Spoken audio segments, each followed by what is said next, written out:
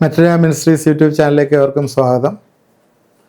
കഴിഞ്ഞ എപ്പിസോഡിൽ നമ്മൾ സ്പിരിച്വൽ പ്രോട്ടോക്കോൾ വയലേറ്റ് ചെയ്യുന്ന കാര്യമാണ് പഠിച്ചത്. ഇന്ന് നിങ്ങൾ ചില 2-3-4 പേര് എന്നോട് ചോദിച്ചു, സ്വപ്നവുമായിട്ട് ബന്ധപ്പെട്ട ചില ചോദ്യങ്ങൾ, അതുമായിട്ട് ബന്ധപ്പെട്ട ചില ചോദ്യങ്ങളും ഉത്തരങ്ങളുമാണ് തരുന്നത്. കാരണം ഇപ്പോൾ കൂടുതൽ പേര് പറഞ്ഞത് അവരെ മരിച്ചവരെ സ്വപ്നത്തിൽ കാണുന്നു, അവിടെ ഏറ്റവും അടുത്ത് പോയവരും ജീവിച്ചവരും ഒക്കെ. ഇതിൻ്റെ കാരണം എന്താണ്? ബൈബിളിൽ നിന്ന് അതിനുള്ള റെഫറൻസോ ഉത്തരങ്ങളോ വല്ലതും ഉണ്ടോ എന്നുള്ളതാണ് നമ്മൾ ഇന്നത്തെ എപ്പിസോഡിൽ നമ്മളെ ചിന്തിക്കുന്നത്. മരിച്ചു പോകുന്നവർ സ്വപ്നത്തിൽ വരുന്നു. ആരാ വരുന്നത്? മാതാപിതാക്കൾ വരുന്നുണ്ട്, അവരുടെ ഏറ്റവും ഇഷ്ടമുള്ള അടുത്ത സുഹൃത്തുക്കൾ, ഇവരൊക്കെ ഇങ്ങനെ വരുന്നുണ്ട്. ഒരു സ്വപ്നം കണ്ടു കഴിയുമ്പോൾ അവരുടെ ഉള്ളിലൊരു ഭയം, അയ്യോ ഇത് ശരിയാണോ, അല്ലെങ്കിൽ വേറൊരു ശൂന്യത. പല ചോദ്യങ്ങളും ഇതുമായിട്ട് ചേർന്ന് വരുന്നുണ്ട്. ചില ആളുകൾ പറയുന്നുണ്ട് നമ്മളേതോ അപകടത്തിലാണോ, അതോ അവർക്ക് ഏതെങ്കിലും നല്ല കാര്യം പറയാനുണ്ടോ, അതോ നമ്മളോട് വലിയ ഇഷ്ടമാണോ, ഇങ്ങനെയൊക്കെയുള്ള ചിന്തകൾ അവരെ വരികയാണ്. ഇങ്ങനെ പല സംശയങ്ങൾ ചോദിക്കുന്നുണ്ട് ആൾക്കാർ. ചിലർക്ക് ഇവർ സ്വപ്നത്തിൽ വരുന്ന ആശ്വാസമാണ്.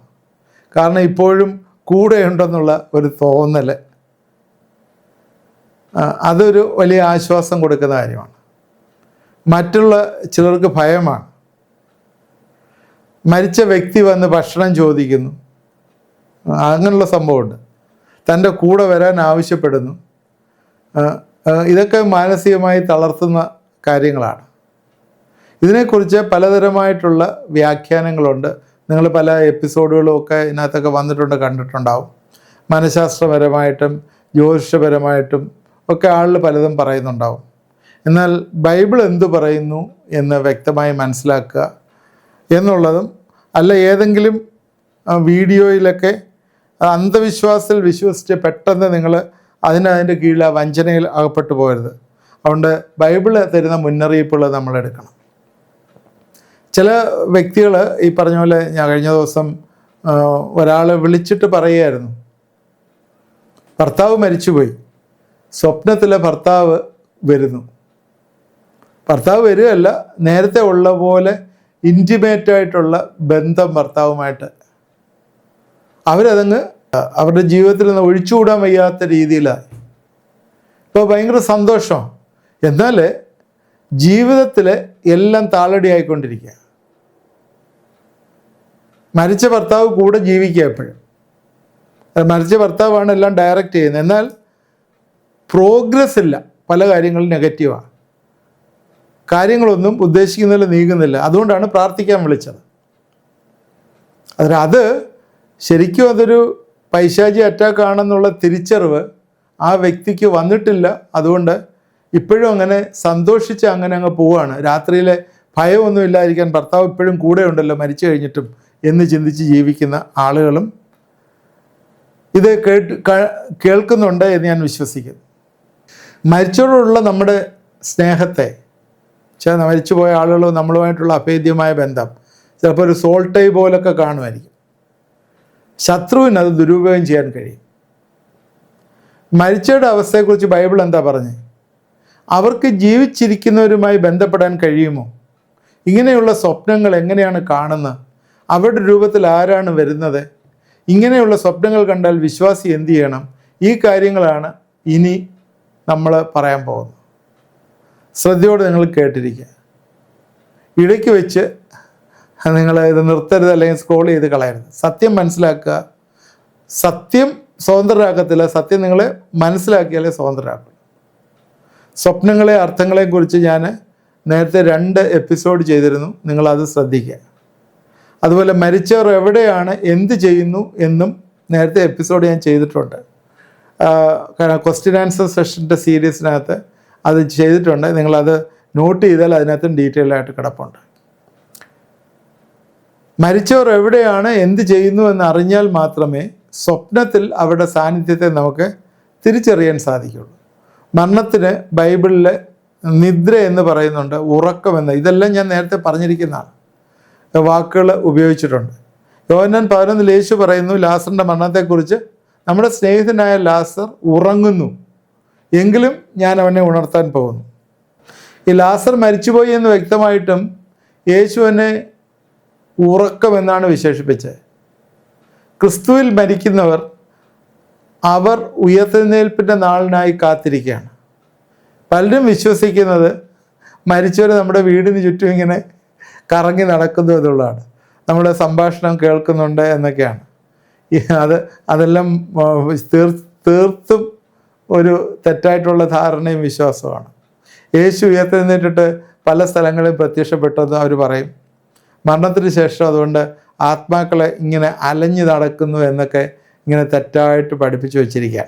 സഭാപ്രസംഗി 9-ാം അധ്യായത്തിൻ്റെ 5-6 വാക്യം. ജീവിച്ചിരിക്കുന്നവർ തങ്ങൾ മരിക്കും എന്നറിയുന്നു, മരിച്ചവരോ ഒന്നും അറിയുന്നില്ല. മേലാൽ അവർക്കൊരു പ്രതിഫലവുമില്ല, അവർക്ക് ഓർമ്മ വിട്ടുപോകുന്നുവല്ലോ. അവരുടെ സ്നേഹവും ദേഷ്യവും അസൂയയും നശിച്ചുപോയി. സൂര്യന് കീഴെ നടക്കുന്ന യാതൊന്നിലും അവർക്ക് ഇനി ഒരിക്കലും ഓഹരിയില്ല. നല്ല ക്ലിയറായിട്ട് സഭാപ്രസംഗി പറയാണ്, ജീവിച്ചിരിക്കുന്നവർ തങ്ങൾ മരിക്കുമെന്നറിയുന്നു, മരിച്ചവരോ ഒന്നും അറിയുന്നില്ല. സൂര്യന് കീഴെ അവർക്ക് ഒരു ഓഹരിയുമില്ല, ഒന്നിലും ഓഹരിയില്ല. അല്ല, മരിച്ചവർക്ക് ഈ ഭൂമിയിലെ കാര്യങ്ങളിൽ ഇടപെടാൻ സാധ്യമല്ല. അവർ ഒരിക്കൽ ഉയർക്കും, ദൈവത്തിൻ്റെ നിത്യതയിലേക്ക് ഉയർക്കും, അല്ലെങ്കിൽ അവർ ന്യായവിധിയിലേക്ക് ഉയർക്കും. Spirit is illegal in this time realm. ഞാൻ നേരത്തെ സംസാരിച്ചിട്ടുള്ള ആത്മാവിന് ഈ ടൈം റലത്തിൽ അവർ ഇല്ലീഗലാണ്. അവർക്ക് ഇവിടെ വസിക്കണമെങ്കിൽ ഒരു ബോഡി വേണം.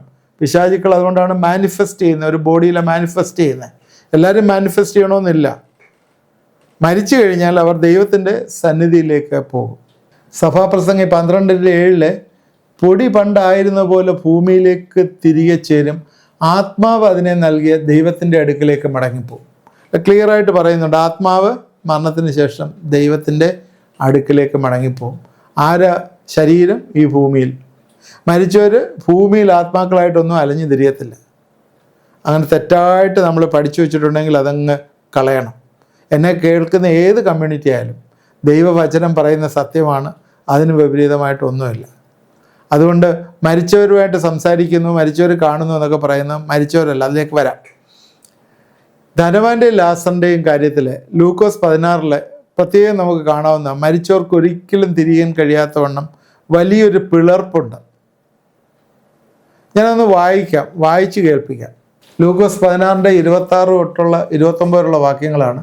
അത്രയുമല്ല, ഞങ്ങൾക്കും നടുവേ വലിയൊരു പിളർപ്പുണ്ടായിരിക്കുന്നു. ഇവിടെ നിന്ന് നിങ്ങളുടെ അടുക്കൽ കടന്നു വരുവാൻ ഇച്ഛിക്കുന്നവർക്ക് കഴിയുന്നില്ല, അവിടെ നിന്ന് ഞങ്ങളുടെ അടുക്കൽ വരുവാനും പാടില്ല എന്ന് പറഞ്ഞു. അതിനവൻ, എന്നാൽ പിതാവേ അവനെ എൻ്റെ അപ്പൻ്റെ വീട്ടിൽ അയക്കണമേ എന്ന് അപേക്ഷിക്കും.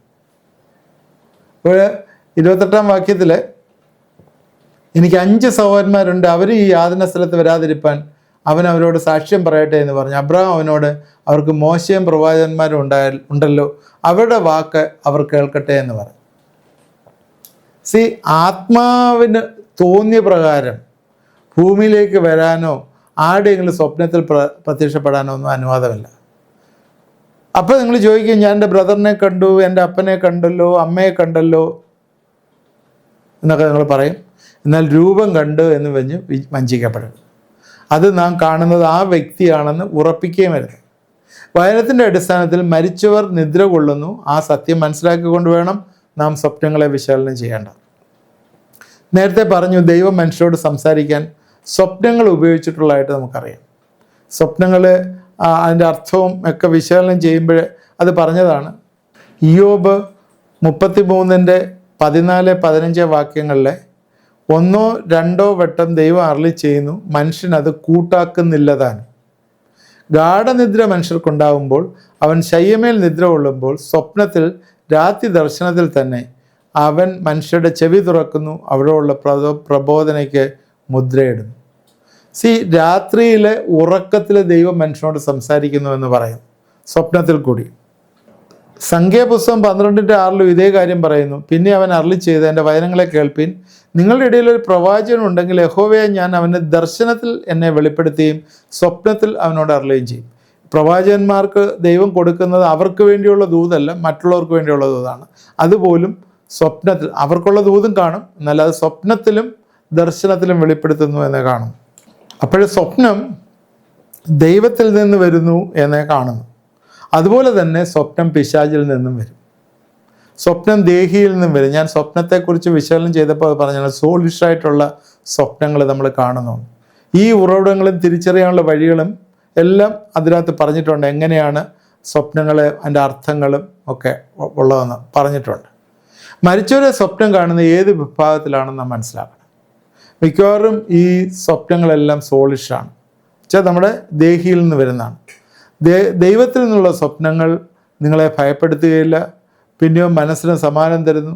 നമ്മുടെ ഉപബോധ മനസ്സിലെ അടക്കി വെച്ചിരിക്കുന്ന ആഗ്രഹങ്ങളെയോ സങ്കടങ്ങളെയോ ഭയമോ രാത്രിയിൽ സ്വപ്നങ്ങളായി വരാം. മരിച്ച പ്രിയപ്പെട്ടവരെ സ്വപ്നത്തിൽ കാണുന്നതിൻ്റെ പ്രധാന കാരണം ഇതാണ്. നാം അവരെ അധികമായി സ്നേഹിച്ചിരുന്നു, അല്ലെങ്കിൽ അവരോട് നമുക്ക് ഒരുപാട് അഗാധമായ സ്നേഹമുണ്ടായിരുന്നു, അല്ലെങ്കിൽ അവരുടെ വേർപാട് നമുക്ക് തന്ന ആഘാതം മാറാത്തതുകൊണ്ട് മനസ്സാ രൂപങ്ങളെ പുനർനിർമ്മിക്കുകയാണ്. ആത്മീയ ലോകത്ത് ദൈവത്തിൻ്റെ പക്ഷത്തില്ലാത്ത ശക്തികളുമുണ്ട്. വ്യാജ സ്വപ്നങ്ങളെക്കുറിച്ച് യിരെമ്യാവ് 23:32 പറയുന്നു. അത് നമുക്ക് മുന്നറിയിപ്പ് നൽകുകയാണ്. യിരെമ്യാവ് 23:32 ഇങ്ങനെയാണ് എഴുതിയിരിക്കുന്നത്: വ്യാജ സ്വപ്നങ്ങളെ പ്രവചിച്ച് വിവരിച്ച് പോഷ്കൊണ്ടും വ്യർത്ഥ പ്രശംസ കൊണ്ടും തൻ്റെ ജനത്തെ തെറ്റിച്ചു കളയുന്നവർക്ക് ഞാൻ വിരോധമാകുന്നു എന്ന് യഹോവയുടെ അരുളപ്പാട്. ഞാൻ അവരെ അയച്ചിട്ടില്ല, അവരോട് കൽപ്പിച്ചിട്ടില്ല, അവർ ജനത്തിന് ഒട്ടും പ്രയോജനമായിരിക്കുകയില്ല എന്ന് യഹോവയുടെ അരുളപ്പാട്. ഇവിടെ വ്യാജ പ്രവചനങ്ങളെക്കുറിച്ച് പറയുന്ന ഭാഗമാണ്. സ്വപ്നത്തിൽ മരിച്ചോടെ രൂപം ധരിച്ച് നമ്മെ ഭയപ്പെടുത്താനോ ദൈവവചനത്തിന് വിരുദ്ധമായ കാര്യങ്ങൾ ചെയ്യിക്കുവാനോ ശത്രുവായ പിശാച് ശ്രമിച്ചേക്കാം. മരിച്ചവർ വന്ന് എനിക്ക് ദാഹിക്കുന്നു, എനിക്ക് ഭക്ഷണം വേണം, എൻ്റെ കൂടെ വരൂ എന്നൊക്കെ പറയുന്നത് കേട്ടാൽ അത് ദൈവത്തിൽ നിന്നല്ല എന്ന് നാം ഉറച്ചു വിശ്വസിക്കാം.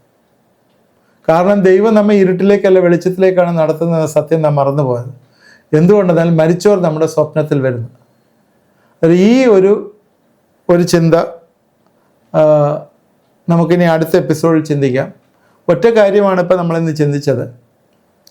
ശരിക്കും മരിച്ചവർ വരാനായിട്ട് പറ്റത്തില്ല എന്നുള്ളതാണ്. അത് പൈശാചികമാണ് എന്നുള്ളതാണ് നമ്മൾ പറഞ്ഞത്.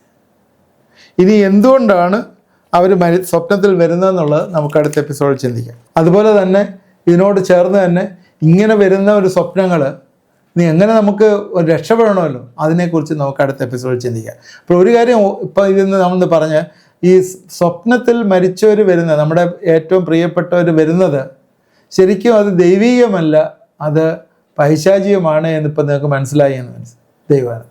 കാരണം അവർ ഒരിക്കലും വരാനായിട്ട് പാടില്ല. കാരണം അവർ ഈവൻ വിശ്വാസികളാണെങ്കിൽ പോലും അവർ ഇന്നാൾ അങ്ങനൊരു ചോദിച്ചു എന്നോട് ഒരാൾ. അതുകൊണ്ടാണ് ഞാൻ ഇത്രയും ഇത് ക്ലിയറായിട്ട് പറയുന്നത്. എൻ്റെ അപ്പൻ ദൈവത്തെ അറിയുന്ന ഒരു വിശ്വാസിയായിരുന്നു, ദൈവവേല ചെയ്യുന്ന ഒരു വ്യക്തിയായിരുന്നു. ഞാനും ദൈവവേല ചെയ്യുന്ന വ്യക്തിയാണ്, എനിക്കും അതുപോലുള്ള താല്പര്യങ്ങളാണ്.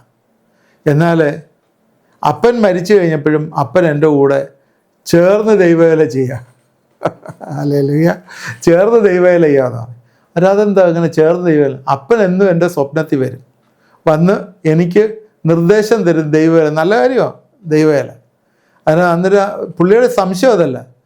അപ്പൻ മരിച്ചിട്ട് ബൈബിള് പഠിക്കുന്നുണ്ടല്ലോ, അപ്പൻ മരിച്ചിട്ട് ദൈവത്തിൻ്റെ ഭാഗത്ത് പോയിട്ടില്ലല്ലോ, അതുകൊണ്ടല്ലേ അപ്പൻ ഇപ്പോഴും എൻ്റെ കൂടെ വരുന്നത്. അയാൾ രക്ഷിക്കപ്പെട്ടിട്ടും ദൈവവേല ചെയ്തിട്ടും ദൈവത്തിൻ്റെ സന്നിധി ചെന്നിട്ടില്ല. അതുകൊണ്ടല്ലേ എൻ്റെ ഇരിക്കും ഇപ്പോഴും വന്ന് നീ ഇന്ന രീതിയിൽ സുവിശേഷം പറയണം, ഇന്നടത്ത് പോകണമെന്നൊക്കെ പറയുന്നത്. ഇതിന് നിങ്ങൾ എന്തോ ഉത്തരം പറയും? ഇതാണ് ഒരാൾ ചോദിച്ച ചോദ്യം. എനിക്കത് കേട്ടപ്പോൾ സ്ട്രെയിഞ്ചായിട്ട് തോന്നി. വിശ്വാസത്തിൽ മരിച്ച അപ്പൻ വന്നിട്ട് മകൻ്റെ കൂടെ സുവിശേഷ വേലയ്ക്ക് വേണ്ടി ആഹ്വാനം ചെയ്യുന്നു എന്നുള്ള ചിന്ത. ശരിക്കും ഇത് സുവിശേഷ വേലയ്ക്ക് വേണ്ടിയുള്ളൊരു ആഹ്വാനമായിട്ടല്ല അത് കണ്ടത്. ചില കാര്യങ്ങളൊക്കെ പറഞ്ഞു കൊടുക്കുകയാണ്. ഒരു കാര്യം നമുക്ക് ഉറപ്പാണ്, ബൈബിൾ പ്രകാരം മരിച്ച വ്യക്തിയുടെ ആത്മാവ് ഒരിക്കലും തിരിച്ചു വരുന്നില്ല, ഇവിടെ വരത്തില്ല. അത് ഇത് ഇങ്ങനെ വെളിച്ചദൂതൻ്റെ വേഷത്തിലും വരും. അത് നമ്മൾ അടുത്ത എപ്പിസോഡിൽ പറയാം. എന്തുകൊണ്ടാണ് മരിച്ചവർ നമ്മുടെ സ്വപ്നത്തിൽ വരുന്നതെന്നുള്ളത് അടുത്ത എപ്പിസോഡിൽ നമുക്ക് പറയാം. തീർച്ചയായും ഇന്നത്തെ ചിന്തകൾ നമുക്ക് പ്രയോജനമായി എന്ന് വിചാരിക്കുന്നു. ഇത് തുടർമാനമായി നിങ്ങൾ കാണണം.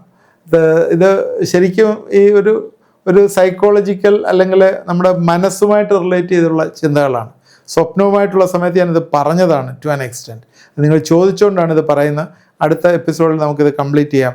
മരിച്ചവരെ ഇനി ഒരിക്കലും സ്വപ്നം കാണാതിരിക്കാൻ ദൈവം നമുക്ക് കൃപ തരും. അതിനുള്ള പ്രാർത്ഥനയും നമുക്ക് പ്രാർത്ഥിക്കാം. ദൈവമായ കർത്താവെ, ഇത് കണ്ടുകൊണ്ടിരുന്ന എല്ലാവരെയും ദൈവകരങ്ങളിലേക്ക് സമർപ്പിച്ച് പ്രാർത്ഥിക്കുന്നു. ഞങ്ങളുടെ കർത്താവെ, ശരീരം മനസ്സും ഒക്കെ വീക്കായി പലതിലും വേവർ ചെയ്തുകൊണ്ട് കർത്താവെ പലപ്പോഴും ഞങ്ങൾ തെറ്റായിട്ടുള്ള കാര്യങ്ങളിലെ ചിന്തിക്കുന്ന, ഞങ്ങൾ ദൈവവചനം ഇല്ലാതെ ഇരിക്കുന്നതുകൊണ്ടാണ് കർത്താവെ പല കാര്യങ്ങളും ദൈവവചനത്തിന് വിപരീതമായി ചിന്തിക്കുന്ന. ഞങ്ങളോട് ക്ഷമിക്കണമേ എന്ന് പ്രാർത്ഥിക്കുന്നു.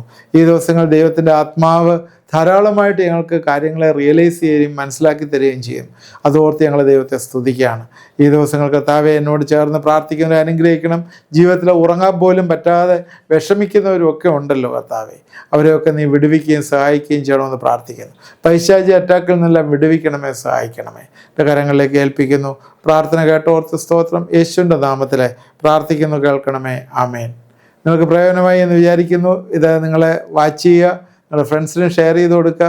നിങ്ങൾ ഈ ക്വസ്റ്റ്യൻസ് ഇങ്ങനെ ചോദിക്കുമ്പോൾ, പലരും ചോദിക്കുന്ന ക്വസ്റ്റ്യൻസ് അത് കുറേ നമ്പറുകൾ വരുമ്പോഴത്തേക്ക്, ഇപ്പോൾ ഒരു ചോദ്യം ചോദിച്ചു കഴിഞ്ഞാൽ അതുപോലെ 2-3-4 പേര് ചോദിച്ചു കഴിയുമ്പോൾ അതിൻ്റെ ഒരു എപ്പിസോഡ് ചെയ്യുന്നുണ്ട്. കാരണം പലർക്കും ആ ഡൗട്ട് വരുന്നതുകൊണ്ടാണ് ചെയ്യുന്നത്.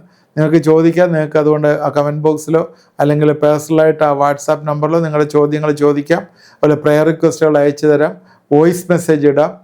നിങ്ങൾക്ക് വേണ്ടി പ്രാർത്ഥിക്കുന്നതാണ്. നിങ്ങൾ വിശ്വസിക്കുക, ഈ തലമുറയിൽ അല്ലെങ്കിൽ ഈ ടൈമിൽ, ഈ സീസണിൽ നിങ്ങൾക്ക് വേണ്ടി കണക്ട് ചെയ്യാനായിട്ട് ദൈവത്തിൻ്റെ ദാസനായിട്ടുള്ള എന്നെ ദൈവം ഉപയോഗിക്കുന്നു എന്ന് നിങ്ങൾ വിചാരിക്കുക. നിങ്ങൾക്ക് പല ഡെലിവറൻസ് പല മേഖലകളിലും ഈ ദിവസങ്ങൾ വരും. നിങ്ങൾ സത്യം മനസ്സിലാക്കുകയും സത്യം നിങ്ങളെ സ്വതന്ത്രരാക്കുകയും ചെയ്യും. ദൈവം നമ്മളെ എല്ലാവരെയും അനുഗ്രഹിക്കട്ടെ.